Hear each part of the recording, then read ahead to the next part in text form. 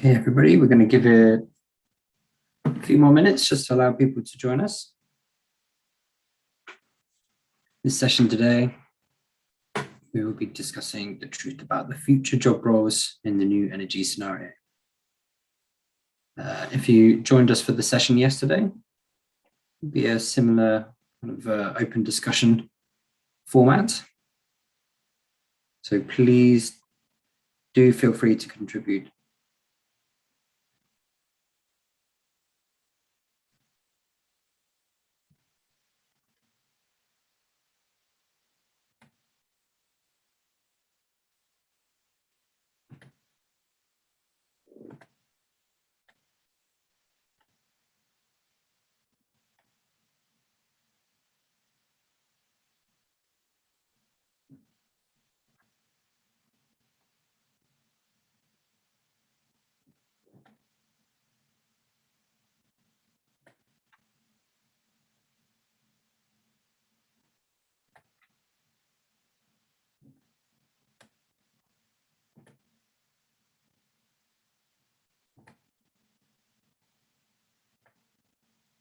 Yeah, hopefully got a few more people joining us. And then we'll get started any minute now. So again, thank you for joining us. If you're watching this on the YouTube channel, thank you for joining us. We are hosting this meeting on Zoom, so those in the Zoom meeting will be participating in some polls and chats and things like that. If you are watching via the YouTube channel, please do keep your comments coming in through the chat as well. It's really good to see people joining us there, and we'll keep an eye on those conversations in the weeks ahead. So it'll be really good to hear your thoughts. So again, the topic today will be on the truth about future jobs in the industry. We're joined by a few of our Young Member Engagement Committee members today. Some past, some old, some new. Thank you very much for joining us. We're going to be going through a few different discussion topics and hopefully giving you some insight into career paths and what you can anticipate from future jobs in the industry. As I say, this is an open discussion, and we do encourage you to join us in debate. Please feel free to raise your hands. We'll keep an eye on the comment boxes coming through. Yes, your input is really, really valuable in this, so please do contribute. Just before we get started, I will say a big thank you to Shell, our sponsors for the YP Congress.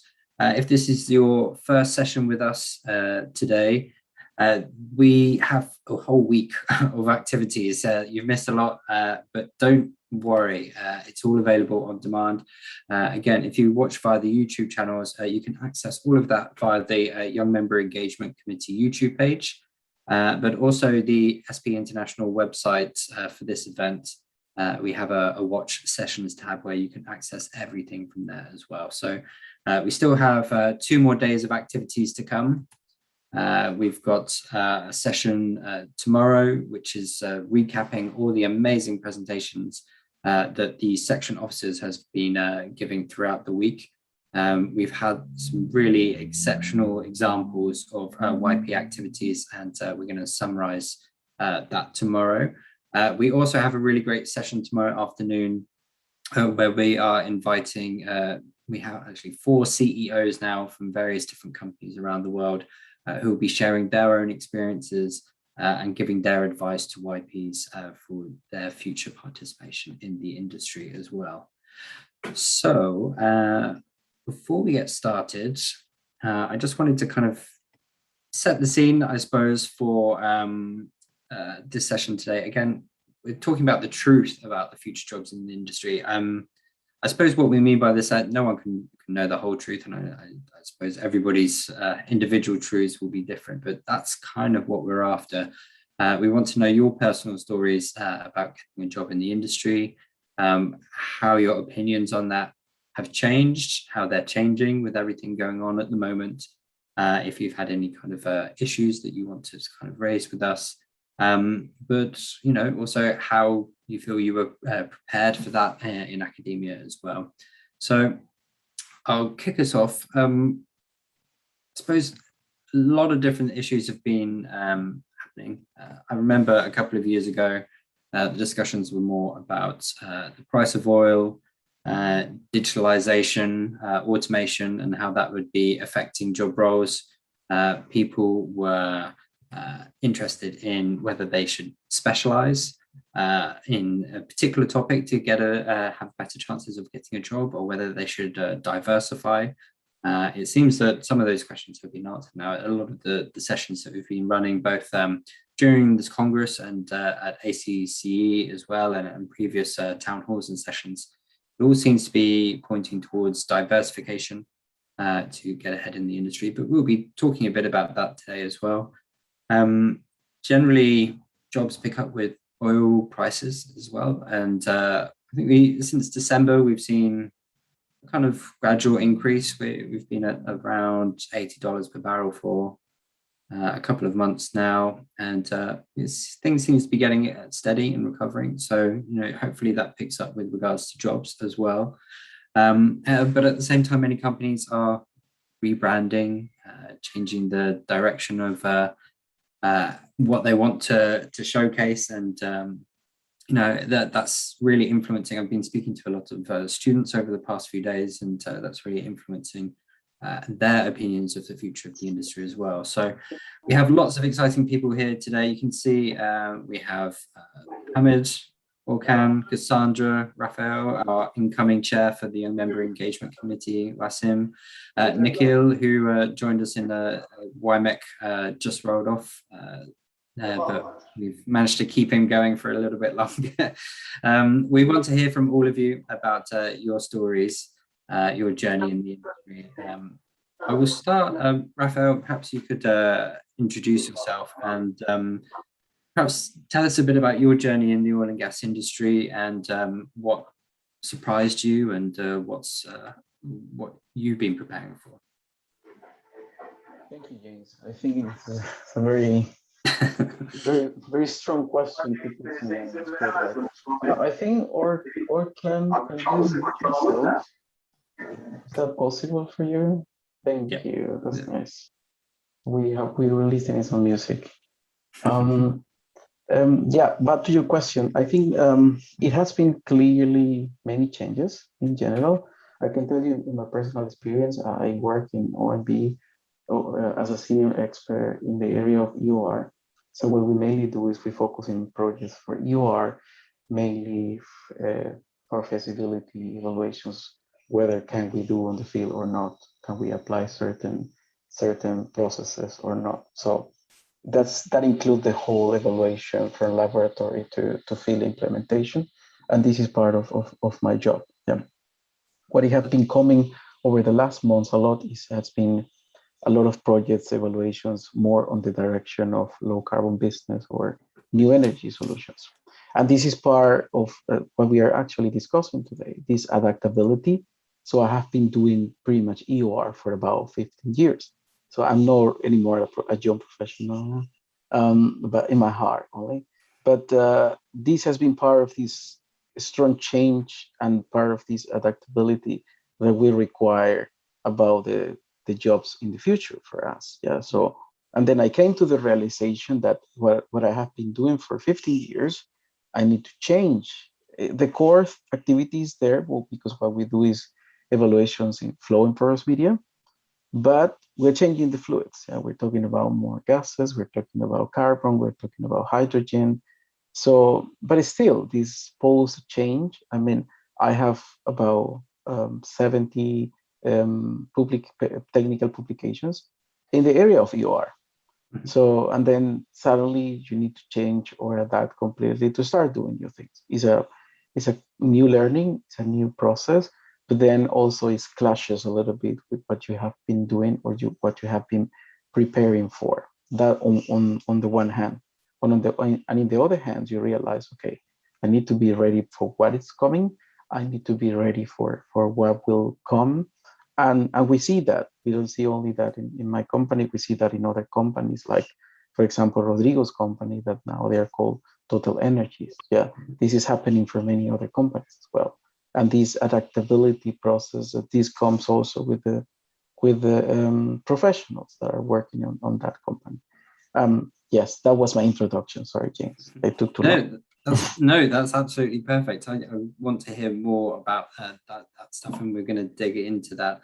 We have a few more people on the call now, so I think I'm going to start off with a poll just to kind of get a feel for how those on the call feel about their kind of prospects and the future of the industry. So this is quite a big one, but you know, that gives us, we've got lots to delve in and talk about. So I want to know from you watching today, how adaptable are you prepared to be in your career?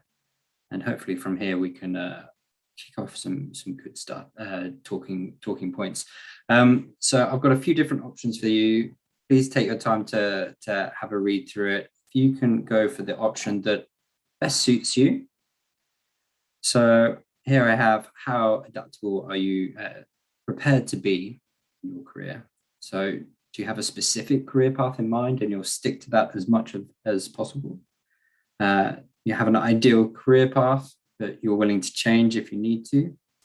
I'm not sure what my career path should be. That's quite a good one, I think, for me. I will take any job that pays the bills. I continually review and change my career paths with no fixed goal.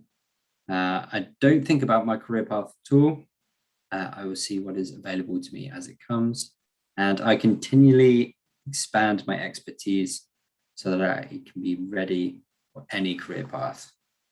So I'll give it, still a few who haven't responded yet, so I'll give it a couple more seconds, 5 more seconds.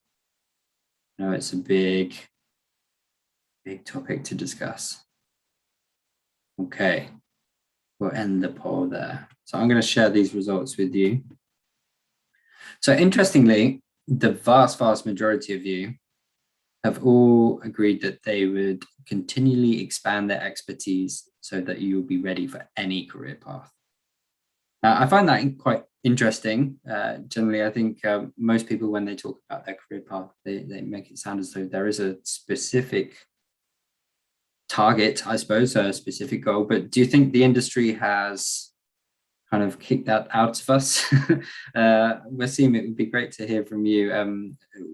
Are you willing to share your response, or do you want to talk a bit about your background? Thank you, James.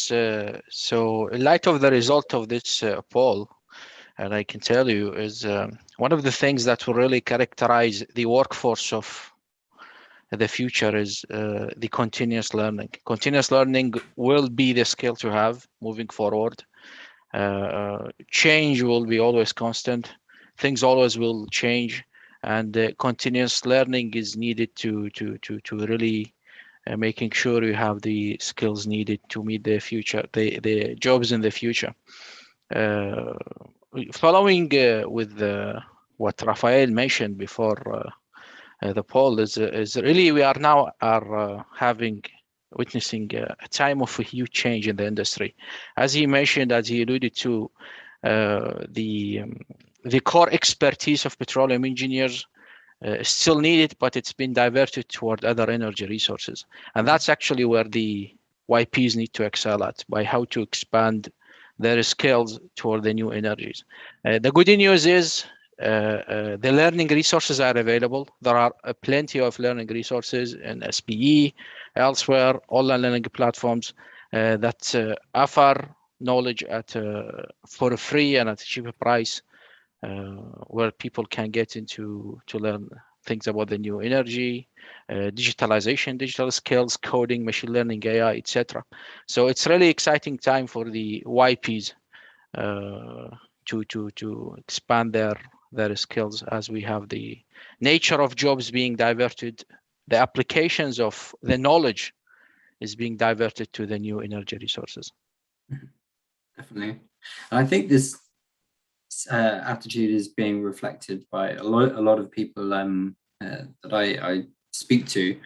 But I do feel like that has changed massively since even like 5 or 6 years ago when I first started. Some people sounded like, yes, I want to be the best reservoir engineer that there can be, and the focus was much more on the technical discipline and things like that, and that kind of direction. So I find that really, really fascinating. Is there anybody else who'd like to share your opinions? I find it so interesting that so many of you have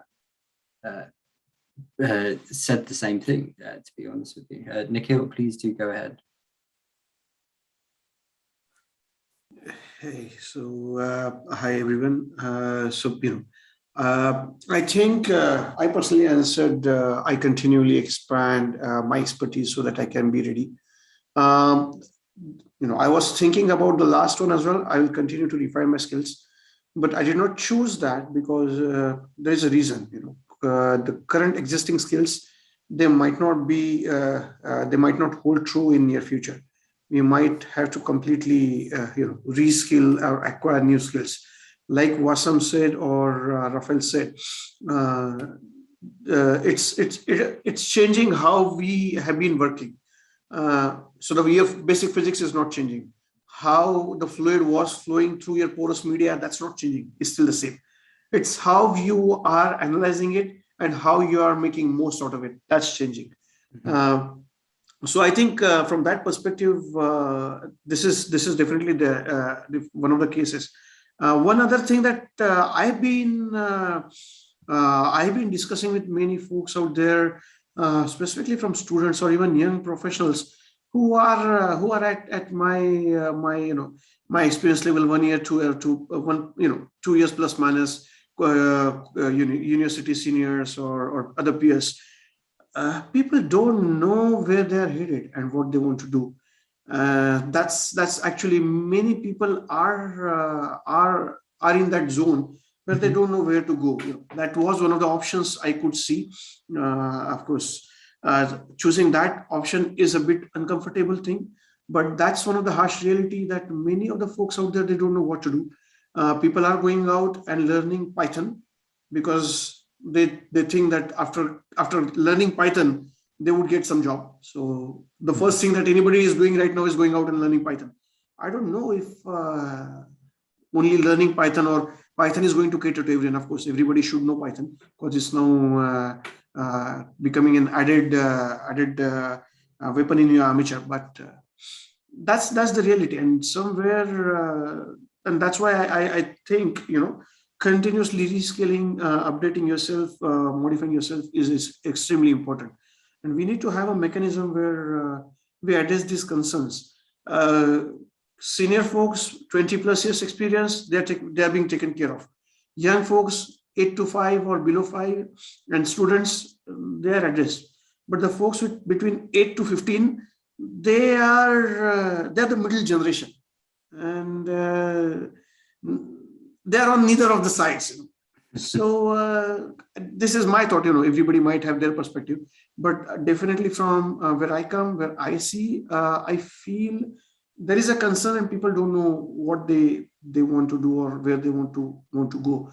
And in certain cases, they would take up a job which would help them continue, which would help them pay their bill for a longer duration till the time they figure out what they want to do. Yeah, definitely.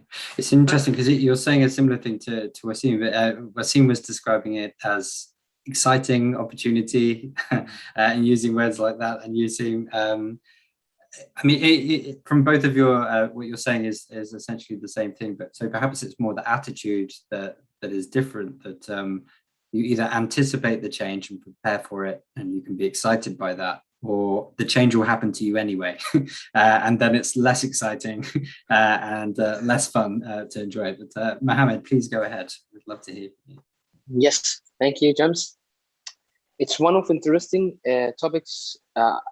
It's attract me to enjoy and join this discussion. Thank you, Wasim. Thanks, Mikhil, for your comments.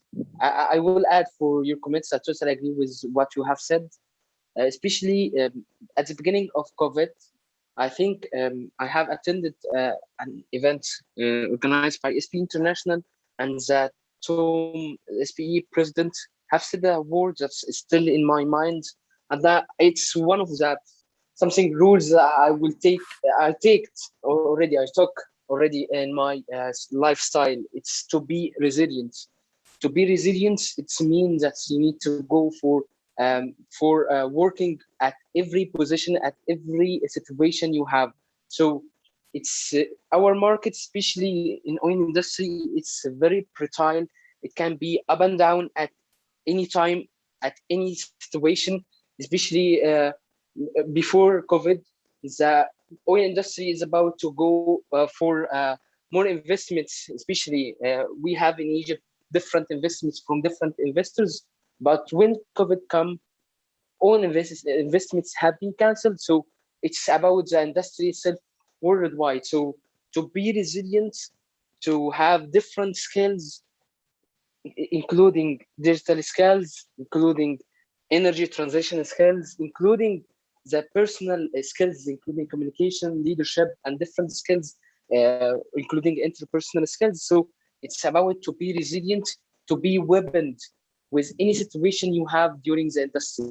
Even if you are a young professional, even if you are a senior professional, even you are about to end your career, you need to be resilient with the changes of industry itself. So that is, I think that is the rule I will take from the beginning of my career in the industry. That's my sentence. Thank you. Definitely. Thank you so much for that, Mohammed. And that kind of leads into my next question then, I suppose, is what do you think YB well, what do you think YPs can do to kind of address these issues? Do you think we should just be kind of accepting the jobs as they come available? I mean, do we have much choice in that, or do you think there's anything YPs can do to prepare for job availability issues? Should we be looking at other industries and returning, or do you think we should be more steadfast, perhaps? Well, I will take this question, James. So what I think is any YP can do is to take care of the things they can control. And YPs can really take control of two things: the knowledge they have through continuous learning and the network they build to access the job market. So that's really the two things. I often get asked, how can I get this job? How I can get that job? And there is no like easy, or let's say easy solution for this, except to control the things you can control. And that is the knowledge. And now we live in an era where there is a plethora and free access to knowledge, and the network that you have and the soft skills you can develop to get the job market. That's, I think, the two things that any YP can do. So as long as you have like access to internet and a laptop, both of these things can be done. Definitely. I think that's like the perfect answer. Thank you, Basim. I mean, I can't think of anything else to add to that, to be honest. Does anybody else have any thoughts on that? Cassandra, please go ahead. Thank you. Hey, James. So, I mean, you don't necessarily have to work in the oil and gas industry. There are so many industries you could work in, like even manufacturing. Yesterday, we talked about transferable skills. And this is also where you could apply your skills working in manufacturing in terms of Coca-Cola, Pepsi, even in terms of Unilever, Johnson & Johnson, Nestle, right? Or working downstream, working in the petrochemical industry, ammonia plants, methanol plants, plants. And if you kind of find a job upstream, and there's even midstream in design companies like Flo Daniel, Wood Group, Willie Parson, right? So I think you should not limit yourself, because a lot of people in their mind have this dream company. So I want to work BP, I want to work Equinor, and they're just stuck on this, and they're stuck on trying to get in. But in the meantime, you could work for a smaller company and you build the necessary skill sets, you gain the experience, and again, transferable skills. You could work in different departments as well, or different engineering roles. and then you'll be more marketable and be able to be a better candidate for these top companies. Definitely. Thank you. Nikhil, you wanted to respond? Yeah, so many times we have had this panel as well around transferable skills and alternative career options. YMEC is quite active in that area. But one interesting fact that I would like to bring to the to attention of everybody is how many of jobs are, how many of the oil companies put a job PhD in reservoir description or reserves estimation with application of machine learning, a PhD, something like that. Maybe hardly one or two, or maybe none, right? But guess what? You would have this kind of openings with banks.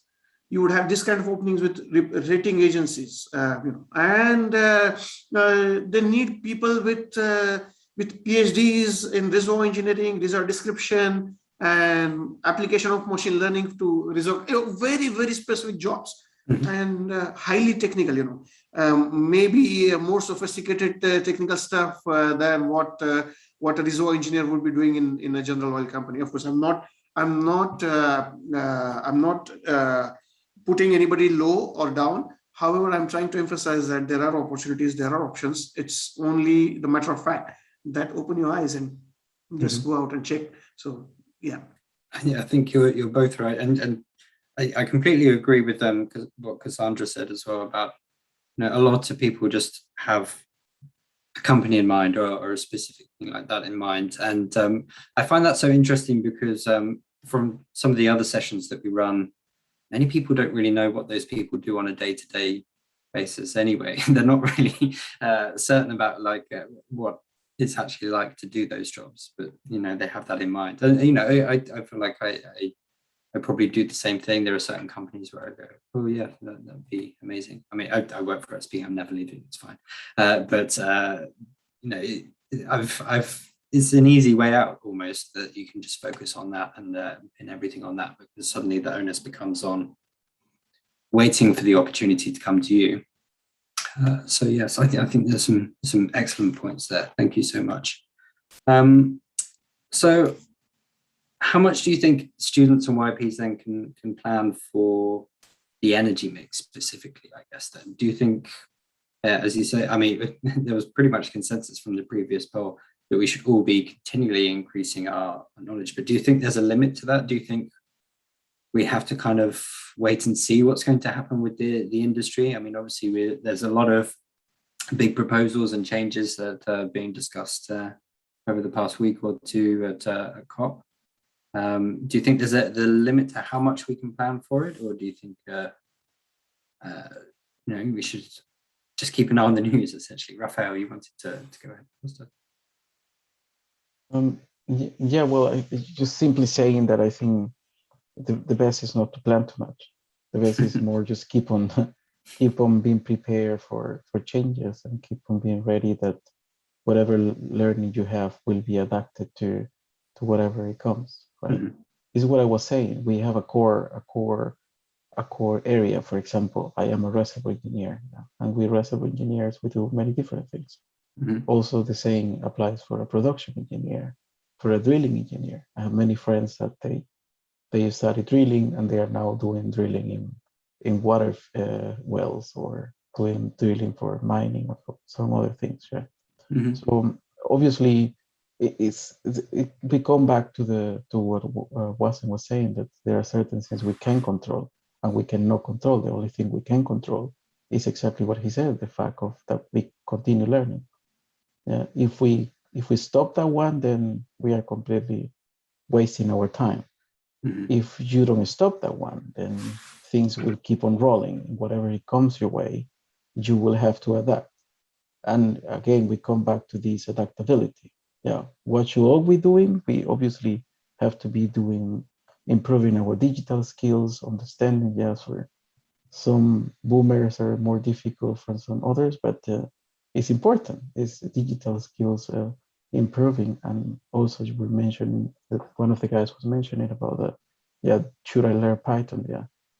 You should learn Python, obviously. Yeah. Will land you a job? Well, we don't know, but that will keep you opening auctions for yourself. Yeah.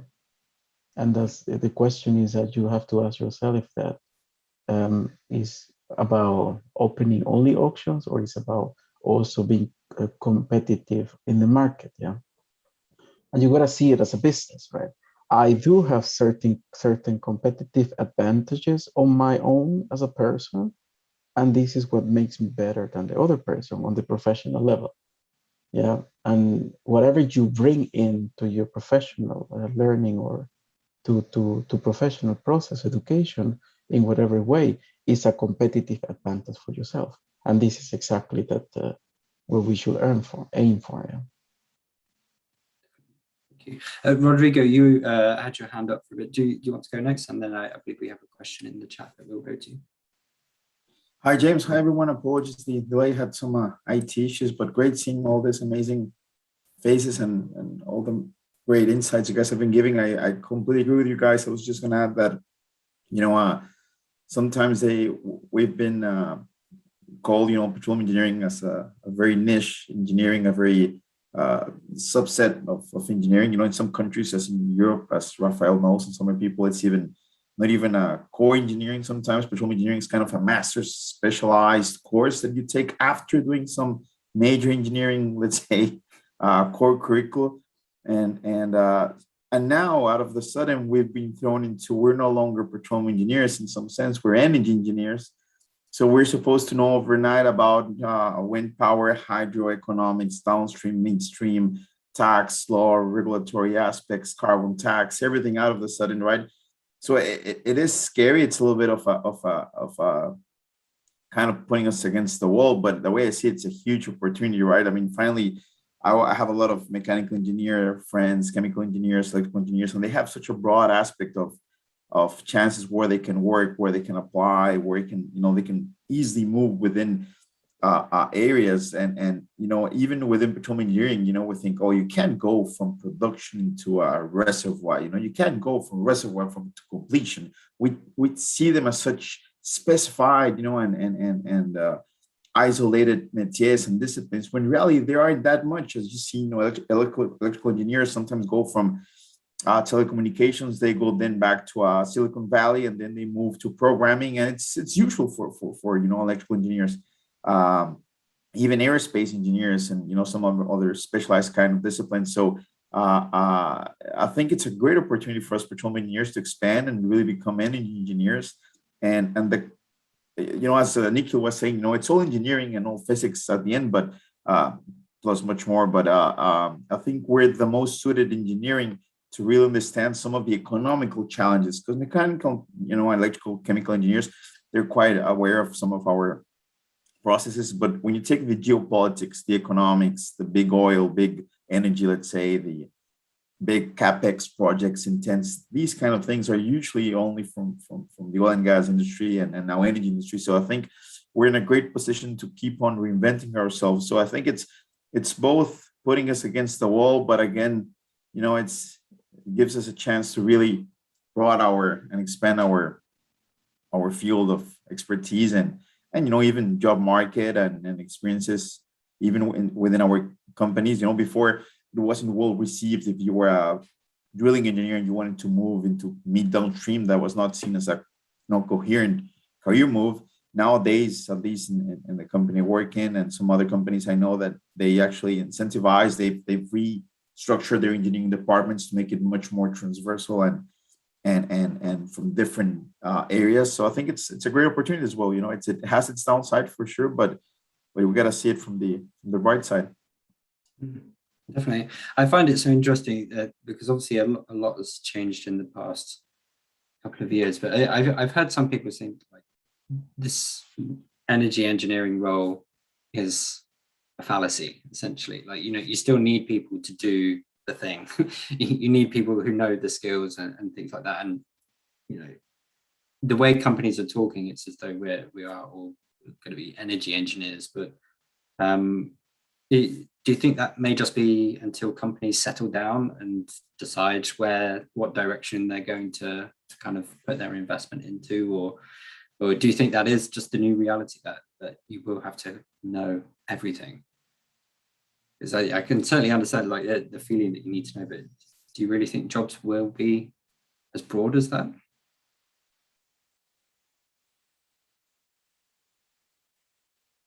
Cassandra, Oh, go ahead. Sorry, Cassandra, go ahead. I'll come to you in a second. Okay, I'll make it fast. No, I just think that nowadays most people are doing more than one role, right? Mhm. Especially because of COVID, it led to people having to do 2 or 3 job roles. And I think moving forward, it would be like that. You would have to be able to perform more than one or know more than one section of the industry, or even working on a project, be able to be project manager and engineer at the same time and still get paid for doing one job. That's just the downside of it though.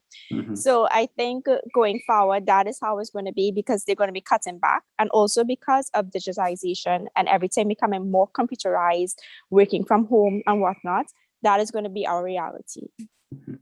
Definitely. Raphael, please go ahead. Yeah, it's pretty much similar to what Cassandra is saying. And on top of that is that, for example, if you are a reservoir engineer, a reservoir field engineer, you don't do only reservoir engineering, you do also production. You do workover, you do a lot of different things. And at the end of the day, it's like the job of different areas. And on top of that, you have to do project management, you have to do budget allocation, you have to do budget distribution, blah, blah, blah, blah, blah. So you end up doing different jobs at the same time. It's not actually just one. It's not that you're solely doing reservoir engineering, or you're doing drilling engineering or drilling planning or whatever. No, it's always at the end of the day, a lot of things that you do at the same time. So we know how to do those things, or at least once you get the job, then you learn how to do it. And if nobody teach you, you will learn on your own because you're eager to do, and you're eager to move forward. And this is how normally goes. Yeah. Thank you so much. Excellent, really good responses. Thank you. So I'll go back to Samson's question. He's asking, assuming I want to create a business within the oil and gas industry, but you need that experience, maybe through an internship to get acclimatized with the happenings in the industry. What are the relevant paths or routes that you can equally take as alternatives in achieving this? So creating a business, that's quite a unique skill in its own right. Nikhil, I don't know if you may be the best person to answer this, to drop it on you. Yeah, sure. I think that's a very good question. This question has been coming up lately. I graduated, it's more than a decade now. When I graduated, that time doing some business in oil and gas was like completely no-no. I recently was part of some panels where they actually were discussing about startups. SPE has its very good startup ecosystem. Very soon you'd hear some interesting news, maybe in a month or two, about the same part. But Samson, I'm not sure which part of the world you come from, but startup ecosystem is an integral part of Industry 4.0. And everywhere you go, you would definitely find some place. In every country, I know that there is at least one place where you would have a startup hub. If you know your physics well, if you know your basics well, if you know the industry well, and if you have an idea, or if you can solve a very simple question. So essentially, if you are able to address a question and make a business out of it, using digital technologies, that's the best part of it. Create some good business model. I know a few young students recently. They recently completed their bachelor's. One person, so it's a group of 3 guys. 2 of them recently completed this year. One is in the last year, and imagine they are building a simulator. And they're hoping that they will get acquired by the time this 3rd guy graduates. So it's up to you. If you could make a business case out of your idea, you have a business, right? And a few minutes back, I think Cassandra mentioned about manufacturing sector. I come from India, and I live in a town called Nashik, which is around 100-200 kilometers from Mumbai, which is financial capital of India. Nashik is fairly okay, a small town or mid-town city, a good city in the country, known, and all of those things. I've been in Nashik for at least till my 12th standard. Why I'm telling you this thing is when I graduated, that time I was looking for a job. It was 2009, oil price rolled down. And I realized that there is nothing. And somebody said, oh, you're from oil and gas, and you must have heard the drill bits. I said, oh, indeed, I did. And then that person said, do you know what? You have a big manufacturing manufacturing unit of drill bits in your hometown. And I was not aware of it. So starting some small manufacturing unit. So I went there, I visited eventually. I got some other roles. I had never had to go and work in that specific place. But then I eventually got connected, and that person literally started from a very small forging unit and now has made a big business out of it. It's your persistence that would pay off, and you need to believe in your idea. So just imagine, you have Ola, you have Ubers these days. Everybody would have Uber these days. At least they have heard of it. Maybe 10 years back, or 5 years back, or 10 years back, who would have thought that I would just in a small village, I would just go or use my phone to call a cab, maybe an hour or maybe 15 minutes or maybe 2 minutes, I would get a cab. Or in India, we have those tuk-tuks or auto rickshaws, and I would get an auto rickshaw at a very cheap deal. Who would have thought? If I have gone and said it, they would have called me crazy. So you need to believe in your idea. You need to have persistence. That's extremely crucial. You need to have a good team. You need to have folks on whom you can rely, who would not backstab you and would not put you in a big trouble. So calculated risk and making sure that you're not repeating your failures. I'm mentoring multiple startups, and often this is a key part. People who are repeating the same mistake, maybe they should think of some other routes. Maybe academia is a good career option for them. I'm not blaming anybody else, but that's where you have that scope. However, if you are thinking of becoming an entrepreneur, make sure that you are not repeating the same mistake. It should be different every time. You should learn from it. So I hope I am addressing in bits and pieces. Sorry for a long monologue. And yeah, stay tuned to YMEC pages as well as other pages for hearing some exciting news. But I would stop there. Thank you so much, Nikhil. I knew you'd be the right person to go to for that one. So thank you very much. So we touched a bit on academia there, and I know before we did it as well. So I'm going to launch another poll now. This is an opinion. I'm not asking. I won't call anybody out on this, but I want to ask you all if you think current academic courses are suitable for a career in oil and gas. I had some very quick responses there. A simpler one. Okay. Excellent. Let's share this. So I have to say the fastest responses were no, but some of the more considered ones possibly yes. And then we have one person saying not sure. So 55% saying no, 36% saying yes, and 9% saying not sure. But interesting. I like that. Does anyone want to talk about why they think it is suitable or that it isn't suitable? Mohammed, please go ahead. Yes, thank you, James. I will speak about this point, especially I am the youngest one among you now, especially I'm graduate 4 years ago from university. So it's about if you are a petroleum engineering bachelor, you will have only petroleum engineering discipline. So it's not suitable for the energy transition you have. It's not suitable for digitalization direction in the industry as overall.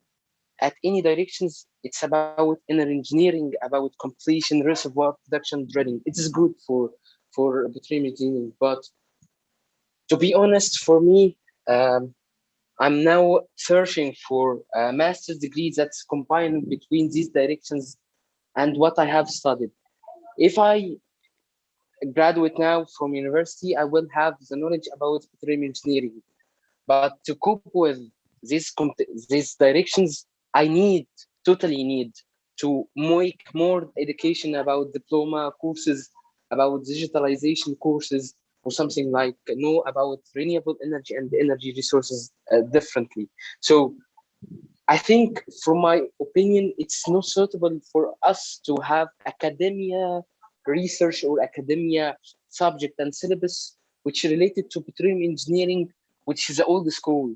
I think it's more about being, as I told you yesterday, it's about being an energy engineer. So to be more reliable for making other things and other thoughts about energy, about that generalization, about not be focused more on in petroleum engineering. That's good, but I think to be more suitable for the directions with the industry, it's a must for all schools in worldwide. In Egypt, unfortunately, we don't have seen these directions. We still working the old school, which is working as a bachelor degree for petroleum engineering, giving the directions and the principles for petroleum engineering, only that. So I think it is a must for academia to work on this track. Very, very effective for that. That's it. Fantastic. Thank you very much. Wasim, do you want to go ahead?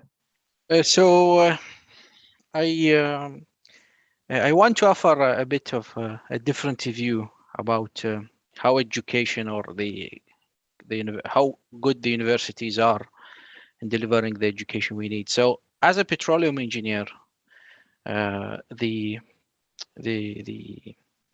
a forward-looking view, you would expect him to have a really solid domain knowledge, plus the new skills.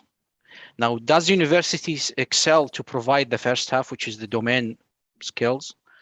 Yes, they have been doing it for many years. They provide you with the courses, provide you with the basic knowledge needed in reservoir engineering and production engineering, etc. The core technical skills of petroleum engineer. Now, on the other side, does they offer what's needed to cope with the new skills? As of now, no. But they are a business at the end, and they have to adapt to the world around them. So we have seen now, just this year in 2021, many universities in Europe and UK, they started to offer a hybrid degree where there is a petroleum engineering component, a plus new energy, or petroleum engineering component, a plus coding. We have seen it in Imperial and University of Manchester and many other universities. They stopped offering a full petroleum engineering degree, and they started to offer petroleum engineering or geoscience plus another component. And we will see this evolution coming. You see, like the universities in Europe and UK are first to start this. I think US universities will follow, and then the rest of the world. So to answer your question, I think, yeah, as far as the essential domain skills, yes, it's adequate. But when it comes to the new energy and the digital skills, they just started to adapt and change. Mm-hmm. Similar changes in Canada as well have already taken place as well. Yes, thank you. Nikhil, please go ahead. So I kind of agree with both of them in parts, and maybe I have a bit of different thoughts in bits and pieces. I primarily have two concerns with this current education, specifically for petroleum engineers. When I did my petroleum engineering, we had very good faculties, all these things. Everybody, like Wasim said, every university or institute in the world tries to do that. However, the biggest concern or the biggest gap is it's not possible or it's not feasible for every institute to have world-class facilities and show them what a drill bit is, or how an oil well is drilled, or what exactly happens where, or which tool is called what. And if you are a computer engineer, you can go online, you can download some softwares, you can you would have, most of the schools would have, most of the softwares, most of the companies do offer or do have academia licenses, and they are giving it to schools, so students have really good access to it. Go to mechanical engineers, and they have access to all the vehicles. Yeah, they can open it up. But when it comes to petroleum engineers, there is a gap, and that's a practical gap. I know, at least in India, many institutes or even industries proactively trying to bridge in and see if how they can have industrial visits and more, how can they accommodate students and all that stuff. SP is also playing a big important role in that. However, there is a gap. India is a big country, and we cannot cater to everybody's needs. Every student, it's highly unlikely that every student will have an opportunity to go to field and have a look at everything. One can get an opportunity to at drilling side, maybe somebody at get some mud engineering internship, somebody MWD, LWD, somebody reservoir, somebody production.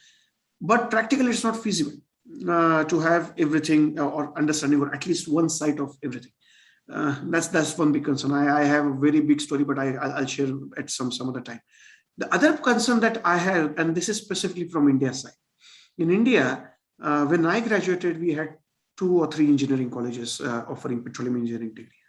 And overall, right from bachelor, BSc Petroleum Geosciences to PhD, the total number was around in the range of 150 to 200 graduates every year.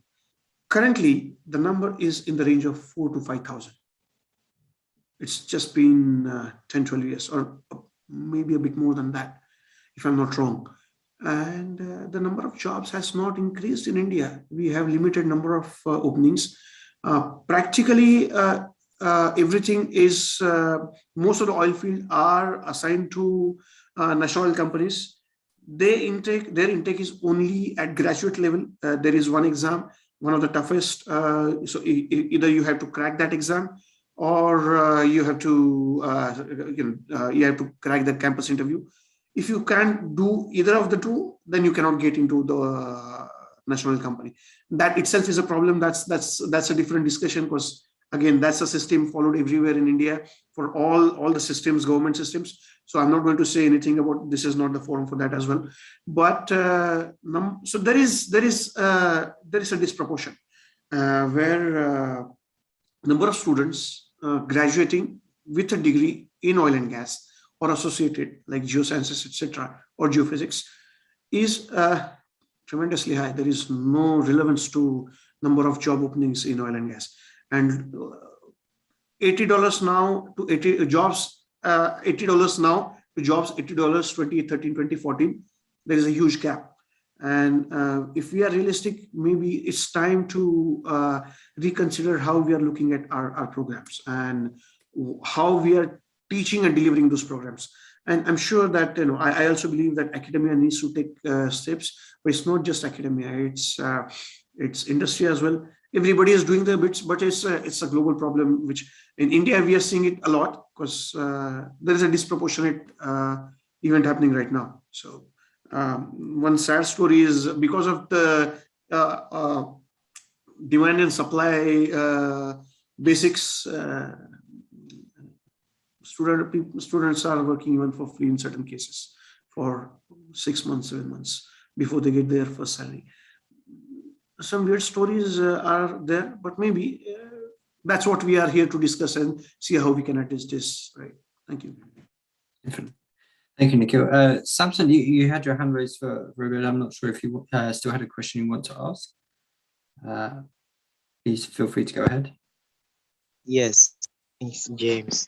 Okay, so as we are saying, especially here in West Africa and other countries, the curriculum is some kind behind of what's currently happening in the industry. So what I actually realized was watching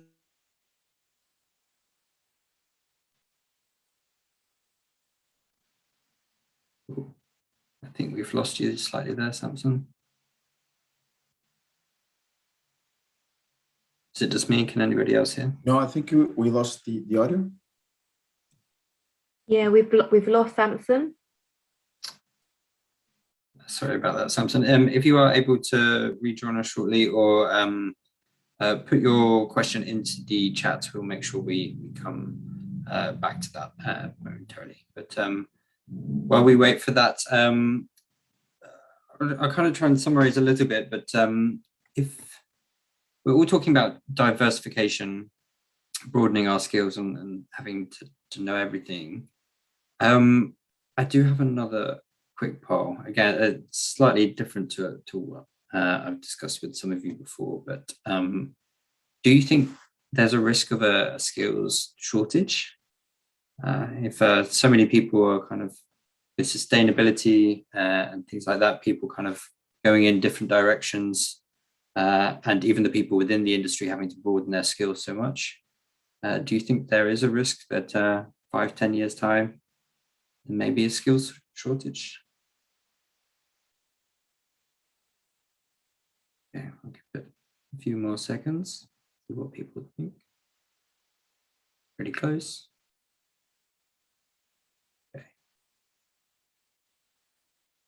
Okay, I'll end the report there and share the results. So about half of you actually said yes, you think there is a skills shortage, but one of you was not sure, and then the rest was a no. So it's pretty even split. Does anyone want to kind of share why they think that there may be a skills shortage going forward, or if they completely disagree with that? Wasim, please go ahead. I think that in the current environment and the overexcitement about digitalization, machine learning, AI, I think many people will really pay less attention to the core fundamental science that we need to have as a petroleum engineers and geoscientists. So you, in 10 years down the road, because now if you go to LinkedIn, everybody is doing courses on AI. You think, finally, I need to learn AI and I will be the super petroleum engineers. Actually, what makes, in my view, at least for the foreseeable future, what will make petroleum engineer a good petroleum engineer is still his basic fundamental science and petroleum engineering, equipped by new skills, not a job, but a skill in machine learning. So I think many people will let's say forget that at their essence they are supposed to be a good petroleum engineers first, with the new skills. But what I see now, many people are forgetting this fact, and they are just going full force into AI and machine learning, etc. So I think that we will have down the road, because everybody, all the companies, even the universities, are paying more attention to digital skills in particular. They will forget the fact that we still need a good, competent, fundamental science that the engineers need to know about before they learn the AI. So that's, I think, where we will have what I expect to have a skill gap in the basic fundamental science in petroleum engineering and geoscience. And I see like a lot of companies now diverting a lot of their budget toward developing digital solutions. Even the academia now, they are leaving a lot of the deep fundamental research about science and moving into doing things in AI and machine learning. So that's what I think the skill gap will be. Is really we will have a slow progress in the deep fundamental science, and we will have a skyrocketed progress in machine learning. And I think that we as an industry and academia should strike a balance between the two, because at the end of the day, we need to be a good petroleum engineer with deep fundamental science with the new skills. Thank you. I wonder if the logic is we teach the robots the fundamentals and then we maintain the robots. Exactly. Raphael, please go ahead. Well, I do have mixed feelings about this, if there will be a shortage or not. I mean, yes, one could think there will be, based on exactly what was mentioning about this solely focus on digital skills and so on. But there is also the point that, there will be still a big chunk of professionals that will be able to sort of change from one area to another. So for me, it's a bit a duality here. Yeah, probably with tendency to say yes, there will be a shortage, but I think the oil industry has been quite resilient over many years in fulfilling those gaps, for bad or for worse, in whatever case. Yeah. Definitely. Completely agree. It looks like we have Samson back. Thank you. Do you want to try and have another go at that question? Yes, please. Thank you, James. Okay, yeah. So as I was saying, usually I think we lost him again. Yes, I think so. Here in West Africa, keep updated using materials in order to get to know what's currently happening in the industry. And I also think EAG also have some programs like a field development planning and also minus CO2 challenge, through which, though our coursework are not they are not captured in our coursework, with especially the carbon capture, storage, and sequestration. But in there, like with the EAG project, you get to get acclimatized with some of works. Yes. So I just want to say it in order to encourage others who are also in other areas where their curriculum is not that in touch, in order that they'll be able to carry out. Yeah. Thank you. Thank you. I could hear some of that, but I think the sentiment comes across. Thank you so much, Samson. So we're reaching kind of the end of the time, really. So where I want to, I will touch on one topic before we wrap up. Does anyone think there could be some other risks in the future? There are other issues that perhaps we haven't covered so far that they think we should be preparing for? Rodrigo, please go ahead. Hi, James. Just a quick follow-up note on what you guys were mentioning. I think there's a risk, as same way as we see now, everyone, you guys were mentioning, rushing into everything that is digitalization, machine learning. You know, there are these hypes. I think it's, of course, technology here to stay and to make our life better. But we've seen this before. Mainly you see it, in the Silicon Valley industry. You know, everyone rushes to what's the latest trend sometimes, and everyone goes and changes university degrees and changes, what they're studying and drops what they're doing. And I think, one shouldn't, go overboard with that approach. Oil and gas industry, regardless of hopefully we'll meet our new 2015 neutral target. But even by reaching it, oil and gas is still going to play a really huge role in the future. So there's going to be a huge need for petroleum engineers. And what I see sometimes is that I think there's the same way as there's a gap in terms of projects, there will be, one can already see that shortage of supply sometimes in terms of oil projects that haven't been sanctioned in the last days the last years. I see myself, at least in Brazil, I do see a gap of people of young engineers, people, behind my generation. I'm 1985. I'm one of those border millenniums, but some people born in the 1990s, and that's it. You don't see that many guys, women, men entering the oil and gas industry in Brazil as you did some years ago. And I remember there was once this great JPT article in which they were asking an SP president, I can't recall which one, but they asked him, if we need to really train fast, a 12-year experienced engineer, how fast can we do it? And the guy, the president just said, 12 years.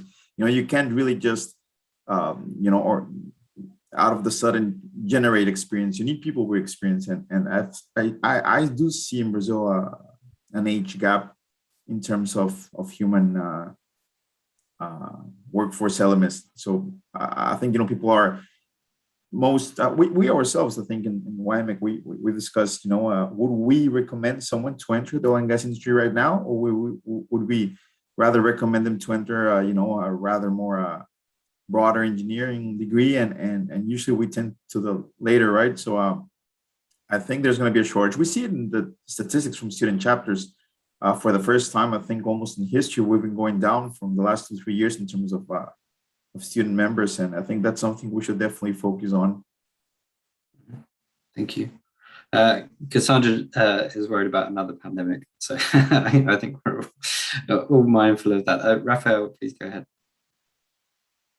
Sorry, I forgot to lower my hand. Okay, no problem. Then Nikhil, please go ahead. Excuse me. Yeah. So I think I totally agree with what Rodrigo said just now, and Wasim said sometime back. We would fall short of skills, but I have a totally different concern. When everybody's speaking of sustainability and new energies, alternative energies, and all these things, everybody's forgetting it's not zero emission. When you drill an oil well, That's once you are creating you're drilling it, and then one hole, maybe a big one at top, then going narrow down at the bottom. But that's the only thing that happens, and the rest of the ecosystem is remaining intact. But when you are preparing batteries or the material that you need for your batteries, or when you do that, you need to create mines, and mines are giant. That those are not as small as, it's not just one well which is going to take it up. So in this conflict, essentially in couple of years, we might realize, oh, it's the EVs are really not not the green ones.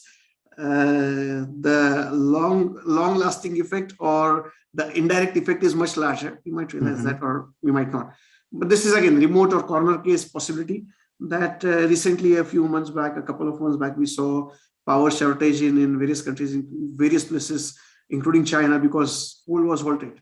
Just imagine, at one point in time, we don't have people, and oil and gas production is, we are falling short of oil and gas production because we don't have skilled people. That will be a very bad scenario. Everybody, because see, all this growth of EVs and everything is driven by automobile or energy sector now, rather oil and gas sector. It's oil and gas sector is driving or funding the growth. So if tomorrow oil and gas goes down and suddenly we are in a situation where we are falling short of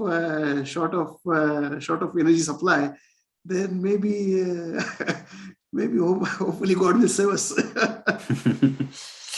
Thank you, Nikhil. Wasim, please go ahead. So I just wanted to bring another point to the discussion. We have been discussing so far only the hard technical skills, and I saw Cassandra put in the comments that there is another pandemic, and indeed the current pandemic changed the way we work and the work environment, and I think that will pose a huge risk on the soft skills. A lot of us, when we joined, we got our soft skill by interacting with the senior people in the office. Now, a lot of companies moving permanently into completely either a hybrid working mode or a remote work. And the environment, in such an environment, it's not really ideal for a good development for soft skills. So I think we really have an issue with soft skills down the road, imposed by the current pandemic due to the hybrid working and the remote working. And in my opinion, at least, I think like 50% of weight of the engineer skill is on the soft skills. You learn the hardest skills, the technical skills in the universities and online courses. But the soft skills, the only way to learn them, it's by interacting with people, by networking with people, by talking with people. And I think the new development in terms of work environment, the hybrid work and the remote work, it's not really ideal for the development of soft skills. So I think that's another risk that the YPs will run into, is they have to work in a hybrid environment or a completely remote environment, which is not ideal for soft skills. Definitely. And exactly. And it may not even be pandemic stuff, but obviously if the environment is changing, and we are seeing examples of that. We saw examples of that in Texas this year, and that may affect the way we operate as well, just like from a practical physical kind of way as well. So yes, I didn't really mean to end on a down with the final topic, but I did want to launch one final poll, just summarizing everything that we've been talking about today. Are you optimistic about the future of the industry? So all said and done, yes, of course. Yes, if we work hard.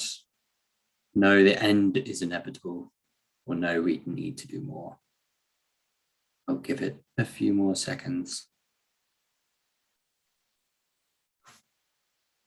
5, 4, 3, 2, 1. And I'll share the results with you. So even after all of that, with the risks of future pandemics and skill shortages, the majority of you, 57%, are saying yes, of course. Yes, of course. We are optimistic about the future of the industry. The 29% saying yes if we work hard. And then 14%, one person saying no, not sure. So after all of that, I feel that's quite nice. Like knowing the issues doesn't mean we're not optimistic about what we can achieve. So that's great. Rodrigo, please go ahead. What are your thoughts on that? James, don't extend much of the time, but just commenting on the poll, you see that, if someone was to leave, before that last question, you get the feeling, as you will mention, it would give the false impression of everyone being, pessimist or wanting to switch industries. But when you're actually, I think it's a very honest moment, the one where we are at right now. It's a moment in which we recognize the industry is changing. It's becoming an energy industry where ourselves need to adapt and transform. Where we're happy about it, and we're becoming even more relevant. We're in the eye of the storm, in the good sense of the word. We're professionals that people will have to rely and require our skills, not only on the technical part, but like Wasim and everyone's mentioning, also on the soft skills part and on the overall understanding we have of the industry. So I think I would say that's the highest key takeaway of today is, everyone still feels very optimistic. I didn't see any answer that was negative right in that poll. There was only an I don't know, but everyone else just answered that yes, they're optimistic, right? So that gives a good honest view of how we're feeling, and perhaps it answers the question of the truth about the future jobs of the engineers in the oil and gas industry. It's optimistic. That's why I like working with so many engineers, because engineers are problem solvers. Knowing the problem doesn't mean they're not excited about it. Wasim, please go ahead. So I think it doesn't take a genius to realize that energy powers the world, and the oil industries in general will evolve to be an energy companies. We have seen the super majors happening. The pace of change is different from Middle East to Europe, but I think in general the industry as a whole will evolve. So does the people who work in the industry. And the reason why I am optimistic, we witnessed a lot of industrial revolutions throughout the human history. And what characterizes the one that we are having right now is we are fortunate to have access to the plethora of knowledge and the learning resources. All the previous industrial revolutions, they didn't have access to knowledge. They didn't have the access that we're having right now. Mm-hmm. So that's give us a chance really to think and adapt and learn and cope with the pace of change that we are having. So that's why I think I'm optimistic about the future of the industry. Because the industry will evolve into energy. The oil companies will evolve into energy companies. Plus the skills, we as engineers, we have access to the knowledge that we need to cope with that transition. That's really the 2 points I wanted to highlight here. 2 very fantastic points. Thank you so much. Well, as I say, we're running a little bit over, but I hope you all agree that's well worth it. The discussion has been really excellent. I had a kind of nostalgic feeling halfway through, because these are the kinds of discussions I used to have with you all in the pub after an event when we were kind of doing the networking afterwards. So I know for many of you, I haven't had the chance to do that with you yet in person. So it's been really nice to have these kind of discussions with you virtually. But that's what this Congress is all about, just hearing more from you. So remember, we're about to close up the meeting, but keep the chats going, keep the discussions going. We just have 2 more sessions for the bootcamp part this week. So the session this time tomorrow, we'll be hearing the CEO's perspective on some of these issues we've been discussing here today. So I hope that will make a nice, interesting comparison. And then tomorrow, during the earlier session, we will be summarizing the amazing work that we've seen from the section officers across the week as well. So I do hope you can join us for that.